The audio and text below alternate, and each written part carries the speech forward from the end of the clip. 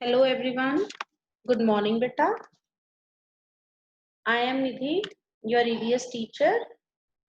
Beta, today we are going to start lesson 8 of EVS, eating as a group.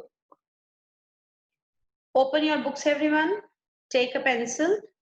Write the Hindi of all the words that you can see on your screen.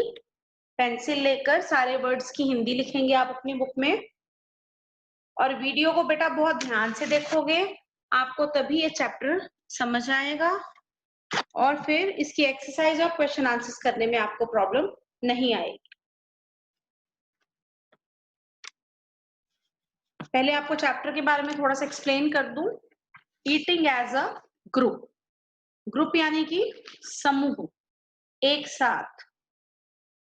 इस chapter में ये study करेंगे कि जब हम खाना खाते हैं, हम खाना जो है वो एक ग्रुप में खाते हैं, मिलजुल कर खाते हैं। आप जब स्कूल जा रहे थे पहले, स्कूल में भी आपको याद होगा लंच टाइम में अपने फ्रेंड्स के साथ इकट्ठे एक सर्कल में बैठ के, या कुछ बच्चे स्टेयर्स पे या कुछ लॉन में अलग अलग झूलों के पास अलग अलग अपने ग्रुप्स बनाकर अपने फ्रेंड्स के साथ बैठ के आप लोग लंच करते हैं। फैमिली में सारे फैमिली मेंबर्स इकट्ठे बैठते हो। अगर आप कहीं किसी फंक्शन में गए हैं तो फंक्शन में इकट्ठे आप खाना खाते हैं। किसी की बर्थडे पार्टी है या कोई और ओकेजन है, अगर हम कहीं विजिट करते हैं तो भी हम वहां ग्रुप में खाना खाते हैं। इस चैप्टर में हम यही रीड करेंगे। उसके बाद इसमें हम पढ़ेंगे मिड डे मील क्या होता है, कैसे गवर्नमेंट ने क्यों स्टार्ट किया, कब स्टार्ट किया, किस लिए स्टार्ट किया। So now let us start the chapter बेटा।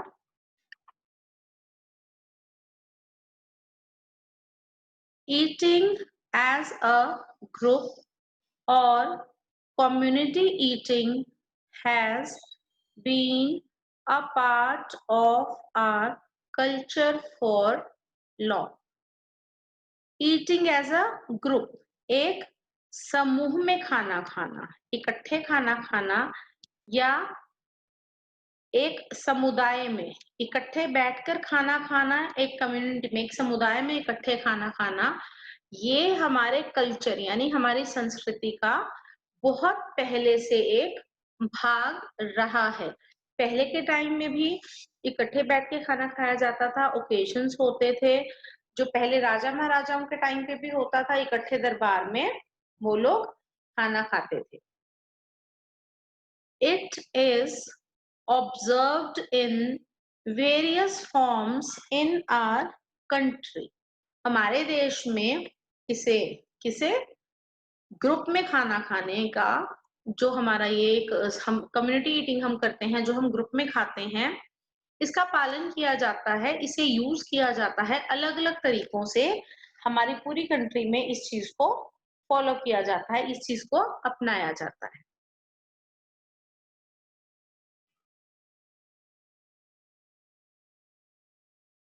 Whenever there is marriage in the family, many guests are invited. जब घर में कोई शादी होती है, मैरिज यानी कि शादी, जब घर में कोई मैरिज होती है, शादी होती है, तो हम बहुत सारे गेस्ट्स को, बहुत सारे अतिथियों को इनवाइट करते हैं, यानी कि बहुत सारे हम गेस्ट्स को इनवाइट करते हैं, यानी उनको आमंत्रण देते हैं। The wedding hosts make arrangements for feast for 100 of guests. जो वेडिंग होस्ट होते हैं यानी कि जो मेजबान, जिनके घर में शादी होती है, वो लोगों के लिए जो गेस्ट वो बुलाते हैं वो हंड्रेड्स की मात्रा में होते हैं। जैसे कोई अगर फंक्शन होता है, उसमें गैदरिंग होती है 100 की, 200 की भी, कितने लोग वहां इकट्ठे होंगे। तो जो मेजबान होता है, जो वेडिंग होस्ट होता है, जिनके घर पे शादी होती है, वो लोगों के खाने का, या फीस्ट को हम दावत भी बोलते हैं, वो उस खाने के लिए अरेंजमेंट करते हैं, इंतजाम करते हैं। The guests sit in rows in a tent where food is served. जो गेस्ट हैं यानी कि जो अतिथि होते हैं, जो शादी में गए हैं, वो एक टेंट जहां लगा होता है, टेंट में रोज में बैठ जाते हैं, लाइन में बैठते हैं और फिर वो वहां पर उन्हें खाना सर्व किया जाता है। आप भी अब जब किसी फंक्शन में आप जाते हो, आपने देखा होगा बहुत जगह होता है कि वहां पर सिटिंग अरेंजमेंट होता है, वहां बैठकर रोज में बैठे होते हैं, रोज में बैठ के वो लोगों को जो खाना है वो सर्व किया जाता है, खाना खिलाया जाता है। इन मॉडर्न एज वेडिंग्स, अब जो आज का आधुनिक युग है, अब कैसी वेडिंग्स, अब क्या अरेंजमेंट होता है देखिए। People eat buffet style where they pick food of their choice and prepare their food plates. As you can see in this picture also, बेटा इस पिक्चर में भी देखिए क्लियर है, फूड ऐसे लगा हुआ है और इनके हाथ में इनकी प्लेट्स हैं। अकॉर्डिंगली इनको जैसा जो इनका जो चॉइस है उस चॉइस के अकॉर्डिंग ये जो है अपना खाना चूज करते हैं। मॉडर्न वेडिंग्स जो है, हमने पहले जो रोज में जो बैठते हैं, लाइन में बैठकर जो खाना खाते हैं, वो पहले टाइम में होता था या अभी भी अगर होता है तो कुछ एरियाज में ये चीज होती है। आजकल ज्यादातर क्या होता है, बफे स्टाइल में खाना सर्व किया जाता है। बफे स्टाइल होता है टेबल सर्विंग।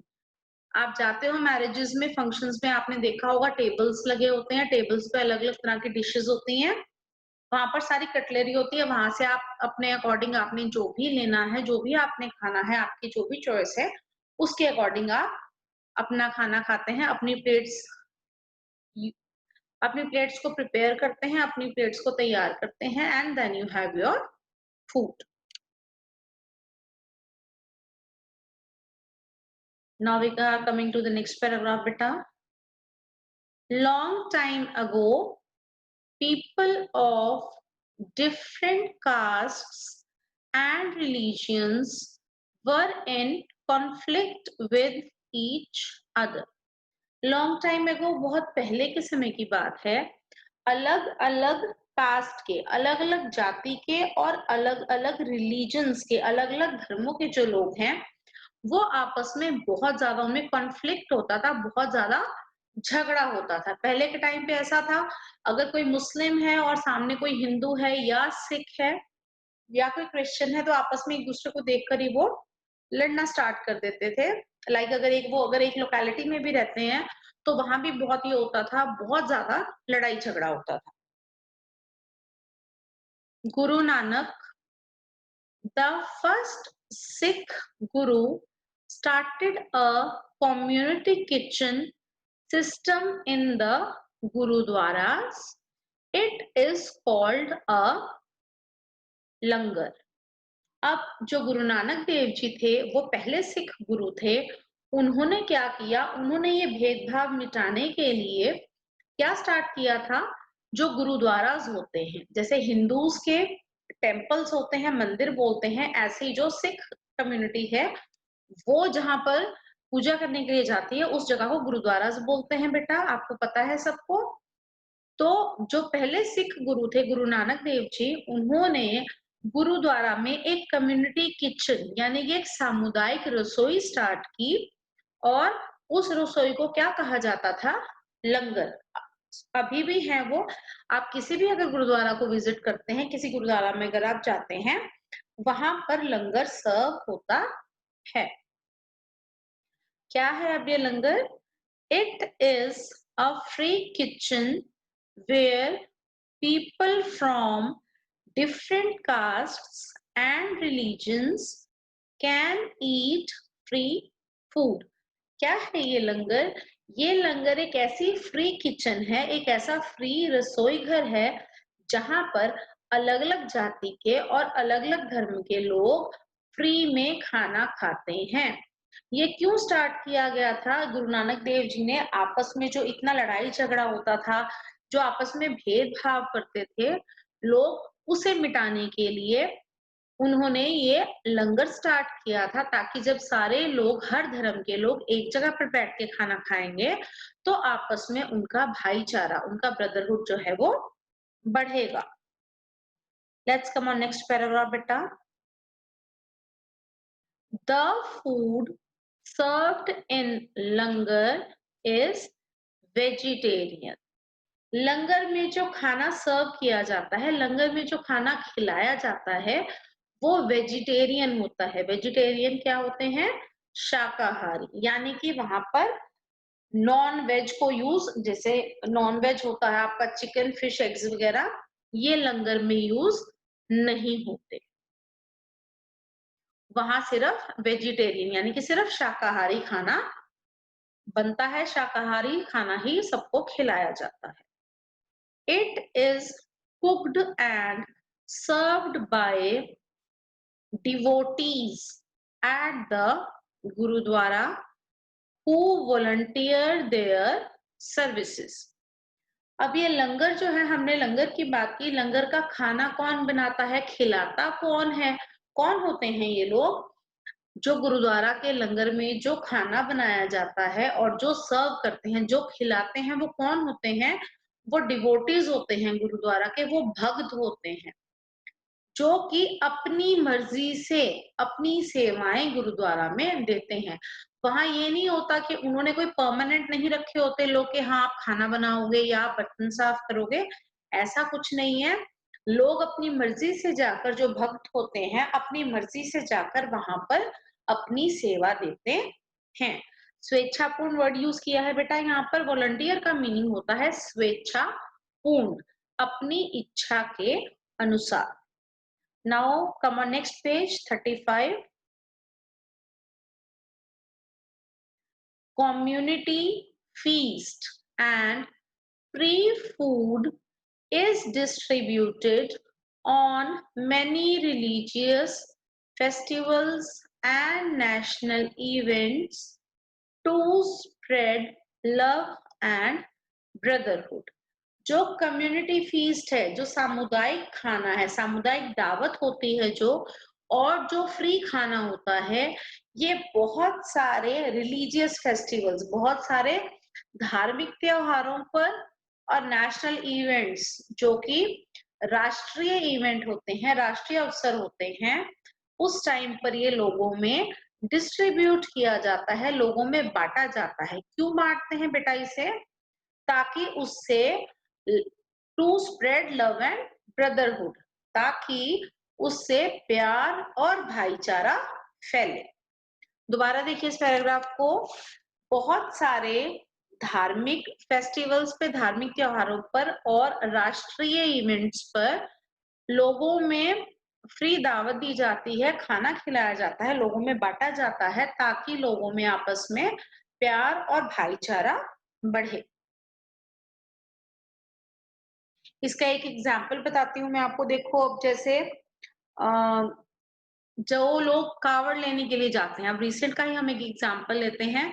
कावड़ लेने के लिए जो लोग जाते हैं, आपने पहले देखा होगा, अब तो शायद जो कंडीशन है इसकी वजह से, कोविड की वजह से आपने ना देखी हुई ये चीज बेटा इस बार तो, क्योंकि शायद कावड़ नहीं लाए हैं लोग इस बार। पहले क्या होता था, जो लोग कावड़ लेके आते थे उनके लिए जगह जगह पर टेंट लगाकर उनकी सेवा की जाती थी। और ताकि उससे क्या होता था, उसमें लोग ये नहीं देखते थे, जो कावड़ लाते हैं वो ये चेक नहीं करते थे भी ये किस कम्युनिटी का है, किस धर्म का है, किस रिलीजन का है, या इसकी कास्ट क्या है, ऐसा कुछ भी नहीं होता था। वो लोग जो कावड़ लाते थे उनकी सेवा करते थे। एक ये छोटा सा एग्जाम्पल दिया है आपको मैंने। Now let us continue with the next paragraph बेटा। अब ये हमारा नेक्स्ट टॉपिक स्टार्ट हो गया है, mid day meal. The government of India began the mid-day meal scheme in the government schools. हमारी गवर्नमेंट ने, हमारी सरकार ने जो गवर्नमेंट स्कूल हैं, जो सरकारी स्कूल हैं, वहां पर एक स्कीम चलाई। क्या नाम है बेटा उस स्कीम का? वो है मिड डे मील, दिन का जो भोजन होता है वो क्या होता है इसमें, जो गवर्नमेंट स्कूल के बच्चे हैं क्योंकि वो फाइनेंशियली थोड़े से वीक होते हैं वो बच्चे, तो पेरेंट्स उन्हें मजदूरी पर लगा देते हैं या ये सोचकर कि हमारे पास प्रॉपर ड्रेस नहीं है या बुक्स नहीं है, उन बच्चों को स्कूल नहीं भेजते। इसीलिए गवर्नमेंट ने उन बच्चों के लिए मिड डे मील स्टार्ट की थी, ताकि उस खाने के लिए या पेरेंट्स को ये लगे भी हमारे बच्चे पढ़ने जा रहे हैं तो इन्हें खाना भी प्रोवाइड हो रहा है। इसीलिए गवर्नमेंट ने ये स्कीम चलाई थी, ताकि जो पुअर चिल्ड्रन हैं, जो गरीब बच्चे हैं, वो शिक्षा ग्रहण कर सकें, वो पढ़ सकें।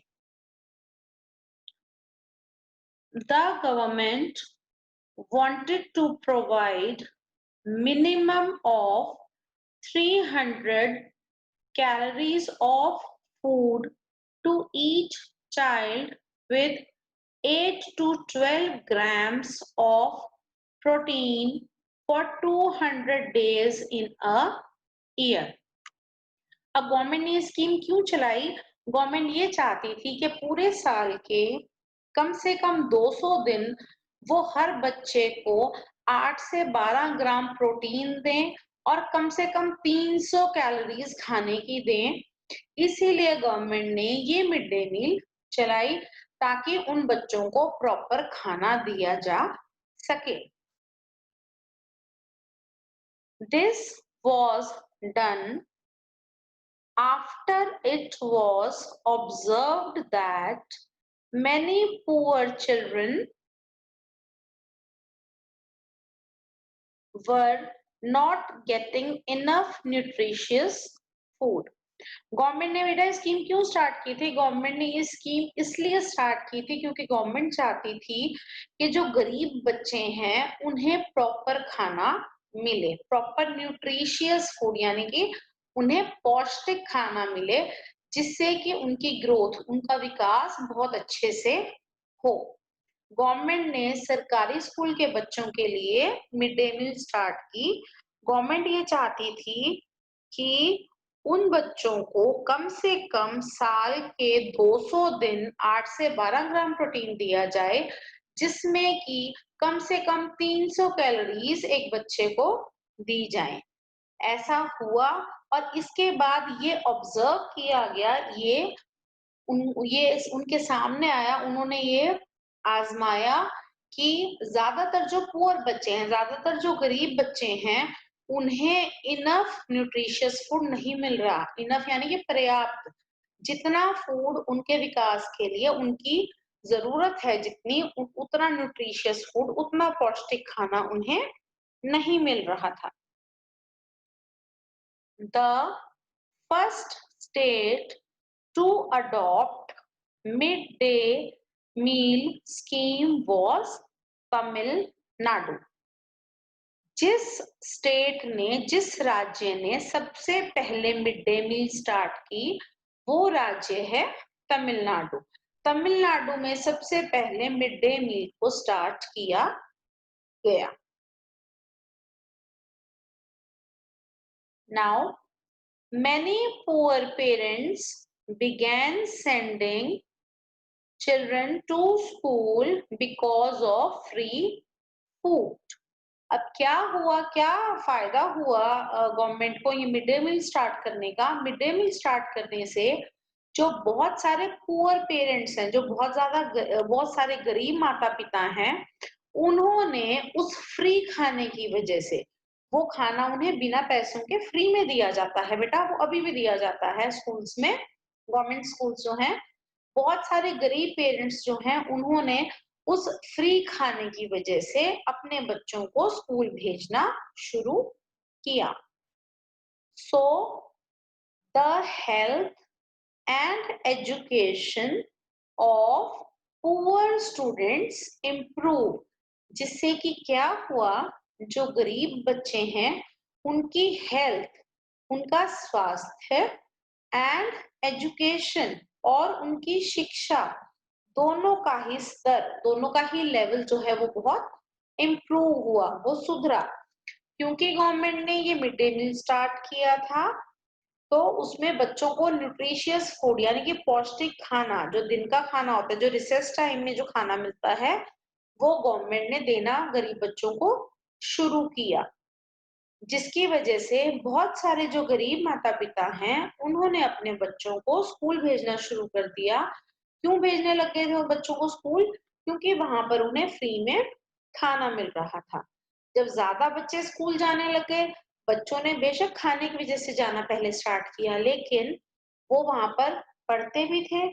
इसीलिए मिड डे मील की वजह से बच्चों की हेल्थ और एजुकेशन, बच्चों का स्वास्थ्य और शिक्षा दोनों में ही काफी ज्यादा सुधार हुआ।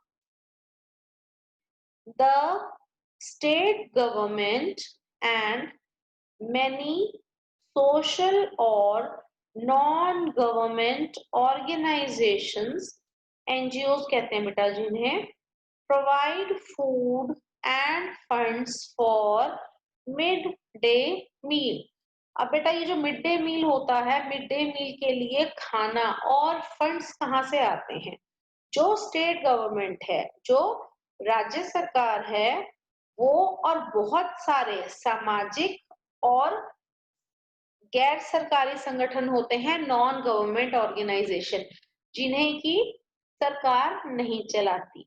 ये ऐसे लोग होते हैं जिनमें लोगों की हेल्प करने की, लोगों की सर्विस करने की बहुत ज्यादा चेष्टा होती है। ऐसे लोग इकट्ठे होकर एनजीओ बनाते हैं। एनजीओ में वो लोग बाकी जो गरीब लोग हैं या जिन्हें मदद की जरूरत होती है, उनकी हेल्प करते हैं। तो राज्य सरकार और बहुत सारे सामाजिक और गैर सरकारी जो संगठन होते हैं, जो मैं आपको बता रही हूँ एनजीओ जो होते हैं, वो इस मिड डे मील के लिए खाना और फंड यानी कि धन, पैसे प्रोवाइड करते हैं, उनकी हेल्प करते हैं।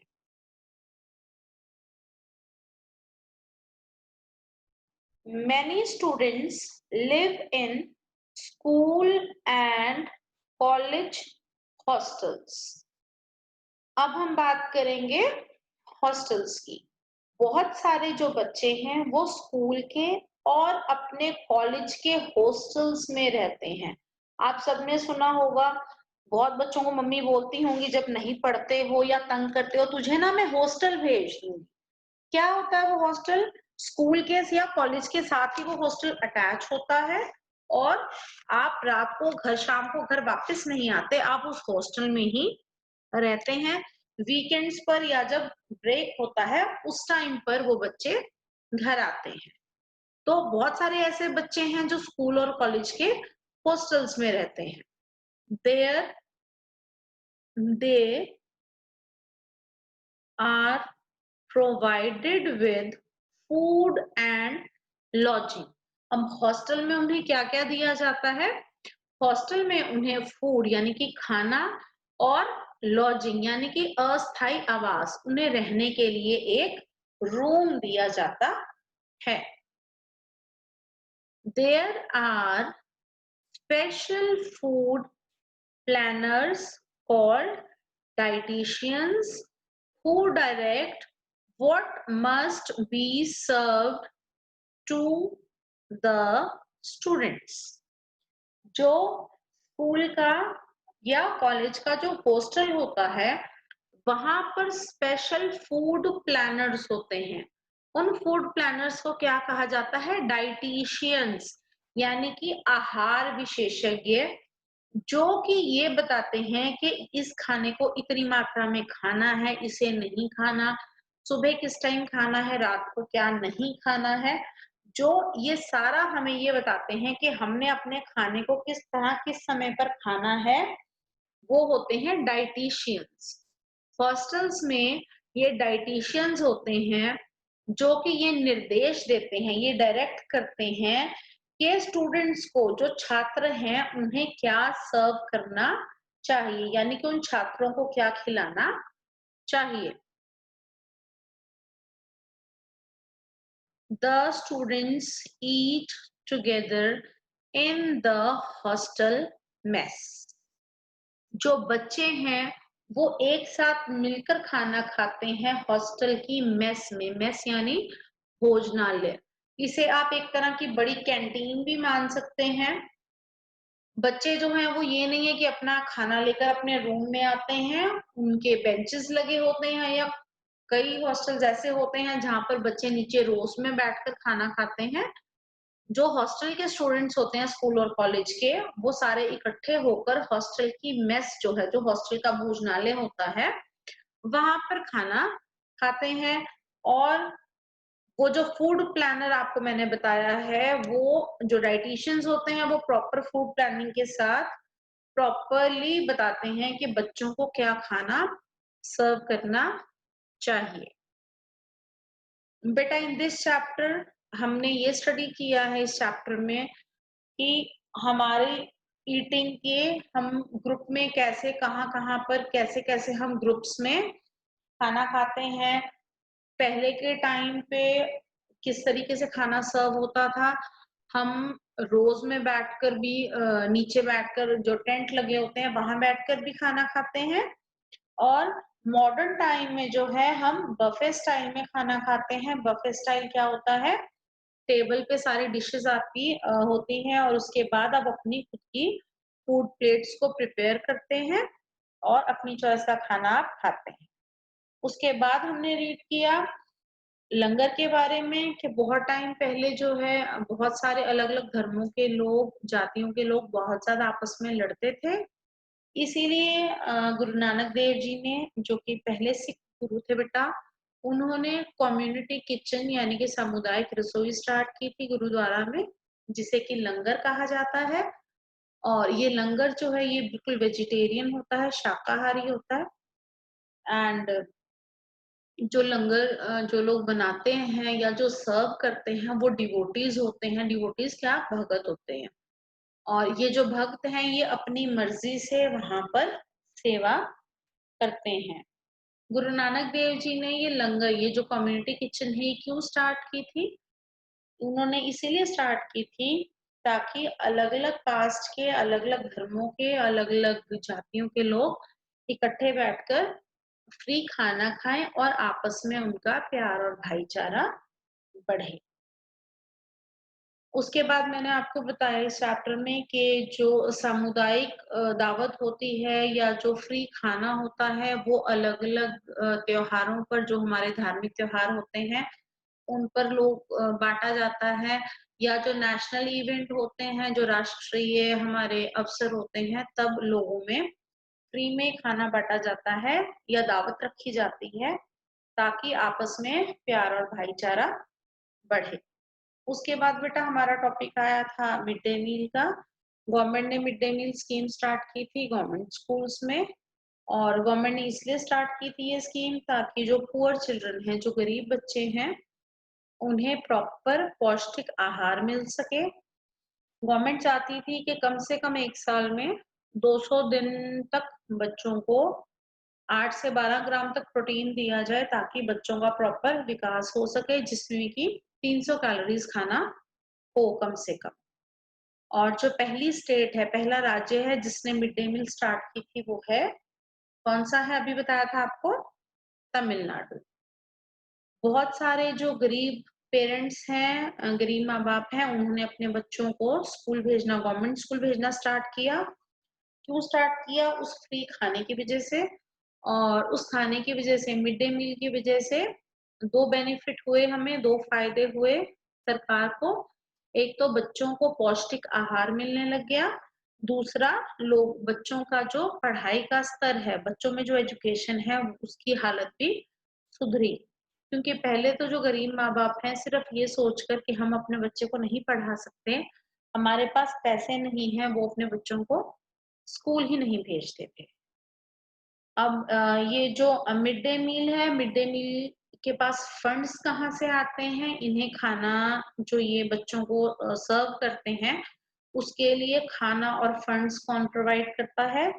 राज्य सरकार, स्टेट गवर्नमेंट होती है, या जो सोशल यानी कि सामाजिक संगठन होते हैं वो, या फिर जो एनजीओ गैर सरकारी संगठन होते हैं वो मिड डे मील के लिए खाना और पैसे या धन प्रोवाइड करते हैं।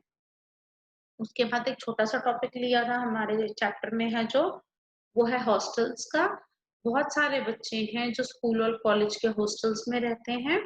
वहां पर उन बच्चों को खाना और रहने के लिए एक अस्थायी आवास यानी कि रहने के लिए एक रूम प्रोवाइड किया जाता है। हॉस्टल्स में डाइटिशियंस होते हैं, आहार विशेषज्ञ होते हैं, जो कि स्पेशल फूड प्लानर होते हैं, जो कि प्रॉपरली ये प्लान करते हैं, ये तय करते हैं कि बच्चों को क्या कैसे सर्व करना है, बच्चों को क्या चीज देनी है, क्या नहीं देनी है और कितनी मात्रा में देनी है। ये डाइटिशियन अच्छे से डायरेक्ट करते हैं, अच्छे से निर्देश देते हैं। और हॉस्टल में जो बच्चे रहते हैं वो इकट्ठे बैठकर खाना खाते हैं। उनका प्रॉपर एक फिक्स टाइम होता है, तीनों मील्स का, मॉर्निंग का, ब्रेकफास्ट का, फिर लंच का और डिनर का एक फिक्स टाइम होता है उनका कि इतने से इतने बजे तक। फॉर एग्जांपल अगर मॉर्निंग है तो 8 से 9 बजे तक या 9 से 10 बजे तक आपका मेस का टाइम होता है, भोजनालय बोलते हैं बेटा जिसे। मेस टाइम होता है, उसी टाइम में उन बच्चों को अपना जो है भोजनालय अपने मेस में जाकर खाना खाना होता है। बेटा हमारा चैप्टर कंप्लीट हो गया है। आई होप आपको समझ आ गया होगा। जितने भी बेटा ये हिंदी में आप देख रहे हैं वर्ड्स मैंने लिखे हुए हैं, ये सारे वर्ड्स आप अपनी बुक में लिखेंगे, चैप्टर को प्रॉपरली रीड करेंगे। अगर आपको कोई भी प्रॉब्लम आती है यू कैन आस्क मी। इस चैप्टर के साथ आपको रिटर्न वर्क भेजूंगी मैं, डिफिकल्ट वर्ड्स और वर्ड मीनिंग बहुत अच्छी अच्छी राइटिंग में आपने अपनी ईवीएस की एफएनबी में कर कर प्रॉपर ब्लू स्केच से अंडरलाइन करके अपनी कंसर्न टीचर है जिनके पास आप चेकिंग के लिए काम भेजते हो उन्हें भेजेंगे। ओके बेटा, थैंक यू।